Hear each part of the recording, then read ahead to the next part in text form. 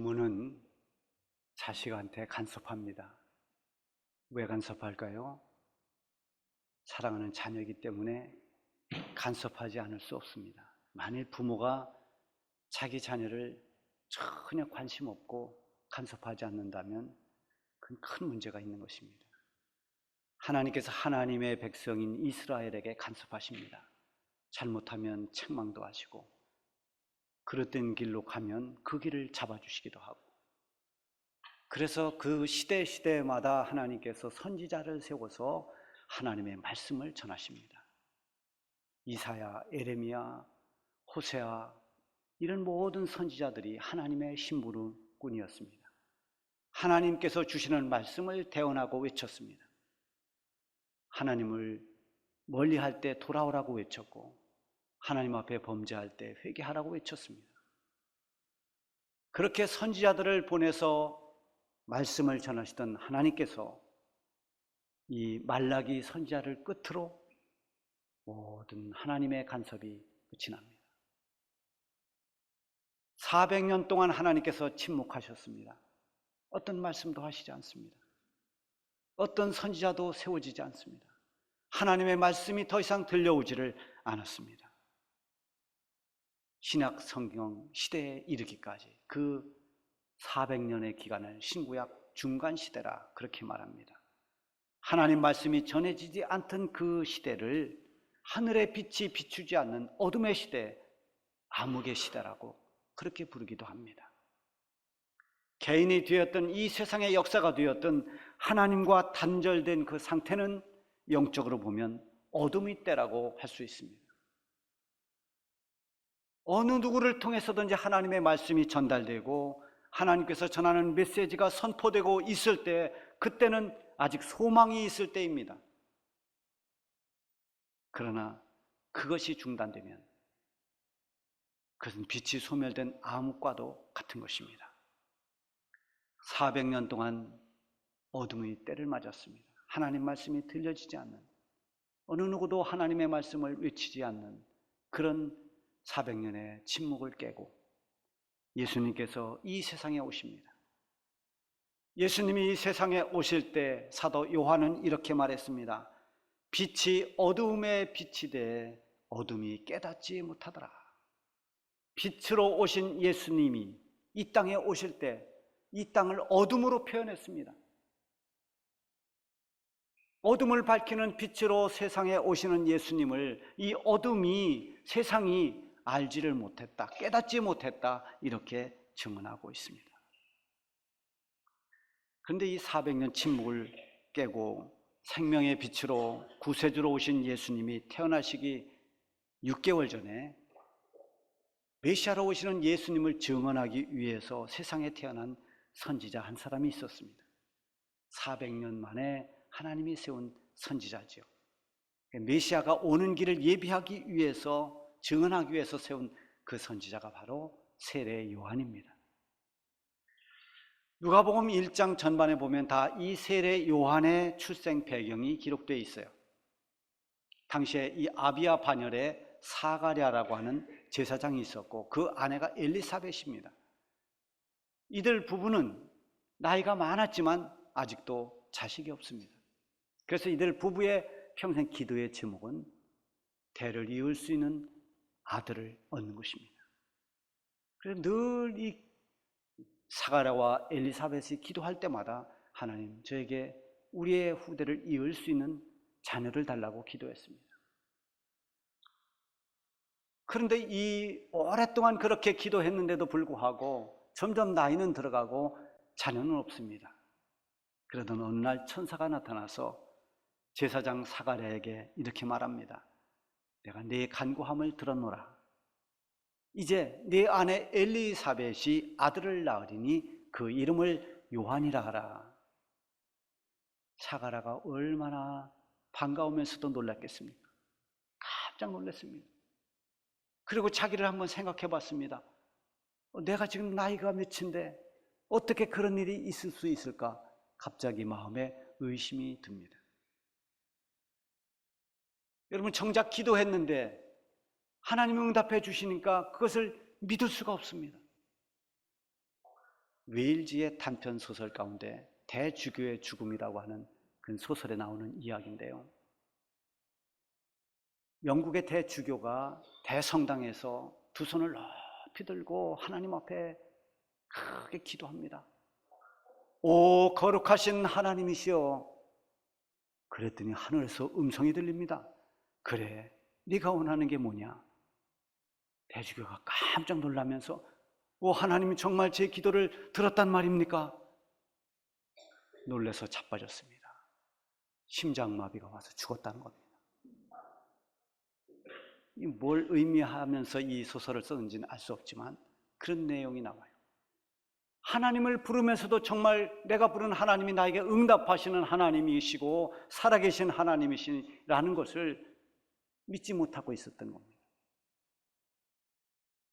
이 사가라도 늘 자식을 달라고 기도했는데 정작 천사가 나타나서 네 아내 엘리사벳이 아들을 낳을 것이다 라니까 깜짝 놀라면서 아니 어떻게 그런 일이 있단 말인가. 그래서 의심을 했습니다. 그 이름까지 다 지어줬습니다. 그래서 속으로 의심하다가 이 아기가 태어날 때까지 사가라는 더 이상 말을 못하게 됐습니다. 이런 해프닝 가운데서 이 엘리사벳이 아들을 낳았습니다. 요한을 낳았습니다. 가정에 큰 경사가 난 것입니다. 요한이 태어나고 난 후에야 사가랴의 입도 열렸습니다. 그래서 그 집안이 다 기뻐하면서 하나님께 찬양과 영광을 올려드립니다. 이와 비슷한 일이 저 북쪽 갈릴리 지역의 나사렛이라고 하는 이 조그만 동네에서도 일어났습니다. 그 마을에 다윗의 자손인 요셉이 있었고 그와 정혼한, 말하자면 약혼한 마리아라는 처녀가 있었습니다. 어느 날 가브리엘 천사가 마리아에게 나타났습니다. 그리고 천사가 마리아에게 말합니다. 은혜를 받은 자여 평안할지어다. 주께서 너와 함께 하시도다. 이 말을 듣고 마리아는 무슨 일인가 놀랐습니다. 두려워서 떨었을 것입니다. 그래야 천사가 마리아야 두려워하지 마라. 네가 하나님의 은혜를 입었느니라. 여러분 하나님의 은혜를 입었다고 천사가 말해줍니다. 구원자로 이 땅에 오시는 예수님, 마리아의 몸을 통해서 예수님이 오셨습니다. 인간을 구원하기 위해서 하나님의 독생자이신 예수님이 인간의 몸을 입고 세상에 오는데 이 하나님 거룩한 섭리에 마리아가 직접 쓰임을 받았으니 얼마나 은혜를 받은 자입니까? 네가 하나님께 은혜를 입었느니라. 이 말씀은 하나님의 아들이신 예수님을 잉태한 마리아뿐만 아니라 예수님으로 말미암아서 구원받은 모든 성도들도 다 마찬가지입니다. 이 땅에 예수님이 오셨기에 우리가 다 구원을 받았습니다. 우리 모두가 예수님 믿고 구원받은 모든 성도들은 다 은혜를 입은 자들입니다. 천사가 전해준 말 중에서 가장 놀랍고 충격적인 말은 31절에 있는 말씀입니다. 보라, 내가 잉태하여 아들을 낳으리니, 내가 잉태하여 아들을 낳으리니. 이 말에 마리아가 깜짝 놀라고 당황합니다. 그래서 마리아가 천사에게 말합니다. 나는 남자를 알지 못하는데 어떻게 이 일이 있을 수 있습니까? 여러분 그렇습니다. 마리아의 말대로 요셉과 마리아는 아직 정식 결혼한 상태가 아닙니다. 우리로 말하면 약혼입니다. 앞으로 이제 결혼을 한다라고 약속을 하는 약혼, 정혼을 한 거예요. 마리아가 말한 대로 아직 남자를 알지 못하는데 아이를 갖는다는 것이 이게 어떻게 이해할 수 있는 일이겠습니까? 도무지 이해할 수 없는 일입니다. 그런데 천사가 이렇게 대답을 합니다. 성령이 내게 임하고 지극히 높으신 이의 능력이 너를 덮으시리니 이러므로 나실 바 거룩한 이는 하나님의 아들이라 일컬어지리라. 성령이 너에게 임하고 지극히 높으신 하나님의 능력이 너를 덮는다는 것은 결국 마리아의 잉태가 하나님의 성령의 능력으로 말미암아서 되어진 일이라는 것입니다. 마리아의 성령 잉태는 단순한 사람의 잉태가 아닌 거룩한 하나님의 아들이신 예수님을 잉태하는, 그리스도를 잉태하는 이 특수성이 있습니다. 그래서 사람의 방법이 아닌 오직 하나님의 능력으로만 가능한 그런 일이었습니다. 그런데 왜 하필이면 오해의 여지가 있게 처녀인 마리아의 몸을 통해서 잉태를 했을까요? 만약에 마리아와 요셉이 정식 결혼을 해서 두 젊은 남녀가 결혼 생활을 하다 아이를 잉태하게 되면 그건 당연한 것입니다. 우리가 결혼해서 아이를 가졌으니 아이를 가진 거구나. 그 전혀 하나님의 아들, 그리스도로 오시는 메시아 이런 생각을 할 수가 없습니다. 너무나 정상적인 것이기 때문입니다. 아마 사람의 아들로 여겨졌을 것입니다. 그러나 예수님의 잉태는 오직 하나님께서 하신 일입니다. 우리가 고백하는 것처럼 성령으로 잉태되어 동정녀 마리아에게서 나시고 이 고백 그대로 된 것입니다. 천사는 마리아가 잉태한 이 하나님의 아들이 어떤 분인지를 32절, 33절에서 말씀하고 있습니다. 그가 큰 자가 되고 지극히 높으신 이의 아들이라 일컬어질 것이요 주 하나님께서 그 조상 다윗의 왕위를 그에게 주시니 영원히 야곱의 집을 왕으로 다스릴 것이며 그 나라가 무궁하리라. 잉태된 이 아이는 약혼한 요셉의 아이가 아니라 지극히 높으신 하나님의 아들이라는 겁니다. 그리고 그가 큰 자라고 하는 것은 큰 일을 이루는 분이다. 큰 일이라고 하는 것은 바로 인간을 구원하는 구원자, 구세주가 될 것이다라는 말씀입니다. 또한 그에게서 다윗의 왕위를 물려주고 그 나라가 무궁하다 이렇게 예언하는 것은 다윗의 계보를 통해서 메시아가 오기로 되어 있습니다. 그래서 지금 잉태된 이 그리스도는 하나님이 약속하신 그 메시아, 다윗의 계보를 통해서 오시는 만왕의 왕인 예수님으로서 하나님의 나라를 세우고 그 나라가 영원할 것임을 예언하고 있는 것입니다. 마리아의 잉태는 단순한 사람의 잉태가 아니라 세상의 구세주로 오시는 하나님의 아들이신 메시아를 잉태한 것입니다. 이렇듯 성령으로 인한 잉태는 이성으로는 이해할 수가 없습니다. 이것은 하나님의 섭리 안에서 이루어지는 일이기 때문에 믿음이 아니고서는 정말 받아들이기 힘든 일이지만, 그러나 이것을 믿음 안에서 보면 이건 놀라운 하나님의 은혜고 섭리인 것입니다. 천사가 이미 6개월 전에 친족인 엘리사벳의 임신에 대해서도 언급을 합니다. 36절에 보면 보라, 내 친족 엘리사벳도 늙어서 아들을 배었느니라. 본래 임신하지 못한다고 알려진 이가 이미 6달이 되었으니, 사실 엘리사벳 나이로 보면 지금 아이를 가질 수 있는 형편이 아닙니다. 그럼에도 이 엘리사벳은 하나님께서 자녀 주시기를 기다렸습니다. 대부분의 사람들이 몇 번 기도하다 아니면 포기하고 안 되는구나, 그래서 그때부터는 인간적인 방법을 앞세우고 하지만 이 엘리사벳은 끝까지 하나님의 뜻을 기다리며 기도해 왔습니다. 그 끝에 기적처럼 지금 아들을 갖게 되었습니다. 36절에 있는 것처럼 엘리사벳은 이미 늙어서 늙도록 아이를 갖지 못했기 때문에 사람들이 본래 임신하지 못하는 사람이다 이렇게 얘기했다는 겁니다. 그 말이 틀린 말이 아닙니다. 그런 엘리사벳이 아이를 임신하고 벌써 6개월이 됐습니다. 이것은 사람이 할 수 있는 일이 아닙니다. 하나님께서 하신 일이고 하나님이 정하신 일이고 하나님이 뜻하신 일인 것입니다. 하나님께서 하시고자 하면 능히 이루지 못할 일이 없습니다. 하나님의 말씀하시면 그 말씀이 이루어지지 않는 것이 없습니다. 천사는 이렇게 말합니다. 대저 하나님의 모든 말씀은 능하지 못하심이 없느니라. 여러분 그렇게 믿습니까? 그렇습니다. 하나님의 말씀은 능치 못함이 없습니다. 하나님께서 태초에 천지를 말씀으로 창조하셨습니다. 빛이 있으라 하매 빛이 있었습니다. 하늘과 땅과 모든 피조물들이 하나님의 말씀으로 창조되었습니다. 하나님께서 말씀하신 것은 반드시 이루어집니다. 천사가 마리아에게 하나님의 말씀은 능히 이루지 못함이 없다라고 그렇게 말씀하신 것은 네가 지금 아이를 갖지 않았음에도 불구하고 너에게 그렇게 잉태된 것은 하나님께서 하시는 일이니, 능치 못함이 없으신 하나님께서 하신 일이니 너는 너무 두려워하지 말아라, 너무 걱정하지 말아라, 이런 뜻도 되는 것입니다. 하나님은 과거 옛날 아브라함과 사라에게도 이런 기적을 보여주셨습니다. 아브라함의 나이 100세, 사라의 나이 90세 되었을 때 하나님께서 약속하신 대로 그들에게 아들 이삭을 주셨습니다.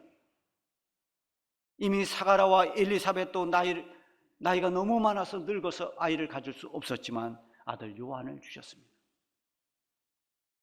하나님께서 이루시기로 약속한 말씀은 어떤 환경이나 어떤 조건과 상관없이 하나님의 때가 되면 이루어지는 것입니다. 그래서 하나님 말씀을 믿고 믿음으로 그 말씀이 성취되는 때를 기다리는 사람들은 복 있는 사람들이요, 은혜를 입은 사람들입니다. 우리가 바로 그런 사람들인 줄로 믿습니다. 마리아의 대답을 보세요. 주의 여종이 오니 말씀대로 내게 이루어지이다. 예, 알겠습니다. 저는 주님의 여종입니다. 옛날 우리 성경에는 주의 계집종이 오니 이렇게 말하죠. 말씀하신 그대로 내게 이루어지이다 라고 그렇게 아멘을 합니다. 마리아는 지금 사람의 생각으로는 이해할 수 없는 임신을 했습니다. 당시의 유대 사회의 관습이나 여러 가지 규범에 따르면은 이렇게 되었을 때는 남편에게 버림을 받고 사람들에게 돌에 맞아 죽을 수 있습니다. 그러나 마리아는 천사로부터 전해 들은 하나님의 말씀을 믿고 그대로 순종했습니다. 하나님의 말씀은 능치 못함이 없다는 것을 믿고 마리아는 천사의 그 말에 아멘한 것입니다. 오늘 우리 현대를 살아가는 그리스도인들은 너무나 합리주의적인, 인본주의적인, 그리고 우리가 규정하는 어떤 도덕적인 거기에 대해서는 아멘을 잘하지만 하나님이 이루시는 우리가 이해할 수 없는, 말이 되지 않는 것 같은 이런 일들에 대해서는 아멘을 잘 안 합니다. 사람이 할 수 없는 것은 하나님이 능히 이룰 수 있고, 사람에게 불가능한 것은 하나님에게도 불가능이 될 수가 없는 것입니다. 하나님의 뜻을 따르면 하나님께서 이루십니다.